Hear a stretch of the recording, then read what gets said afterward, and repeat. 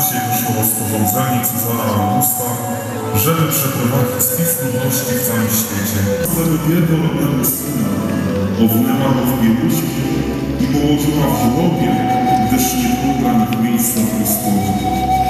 W tej samej okolicy przebywali chłoru pasterze i trzymali straż nocną nad swoją trzoną. Wtem stanął przed nich anioł pański i chwała pańska zewsząd oświeciła, tak że bardzo się przestraszyli i rzekł do nich: nie bójcie się, oto zwiastuję wam